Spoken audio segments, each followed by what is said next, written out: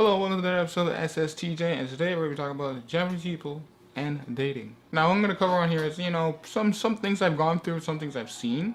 Don't take everything, personal when I say this, but this is from my experience alone. A lot of Japanese people, or the Japanese people that I've dated before, not saying I'm a big pimp or anything, anyways, not going to get into that. A lot of, girls are pretty, they don't, one of the biggest problems I ever dealt with is they're not being upfront of what you really want to say, right? So like if something happened in like the relationship or something happened, they won't express it until like the last moment or the last thing, or maybe when the relationship's gonna end or something, they explode and say everything, or they won't say it and they'll act.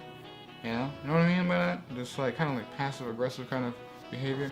But moving on. The other thing that that you should look into is the cultural difference. Sometimes there's a cultural difference of they just they don't expect you to understand their cultural difference, and they don't think that you can adjust, so they'll use it as leverage to say that this won't work, or they use it as a way as that like, oh, this is kind of difficult because this person doesn't know my culture that much. Also, there's like traditions, traditions maybe just in their family alone that they have, they think that it should be this way, right? And because we have Western society has their own way of thinking of traditional values of what should go on in a relationship, and Japanese people would have their own version of traditional values that should be going on in the relationship itself. Like I'm pretty sure that the guy takes care of the dates when you go out, and the guy would pay whatever.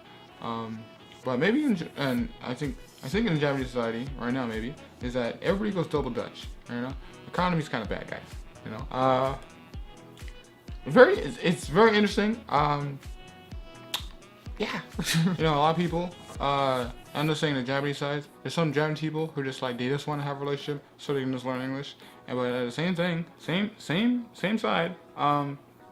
Westerners probably do the same thing. There's some Westerners, they have a ulterior motive of going with a Japanese person, either just because they're a Japanese person, or they have a ulterior motive of learning just the language, alright? Or just show off to friends that, hey, I got a Japanese girlfriend. I've seen that a lot. So I'm saying I was one of them. I just see it. It's there.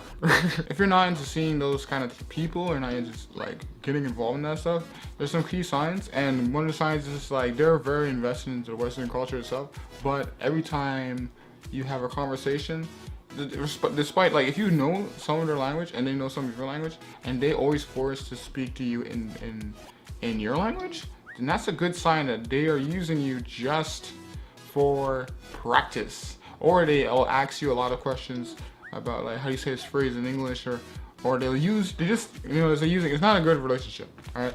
It's based on bad values, right? I just want you to know that, right? So watch out for that, okay? Watch out for that. This is me telling you as your boy, to watch out for that.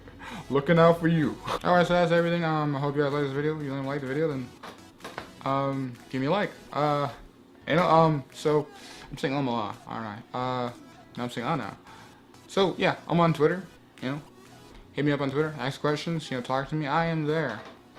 And yeah, see you guys next time. この番組はご覧のスポンサーの提供でお送りしました。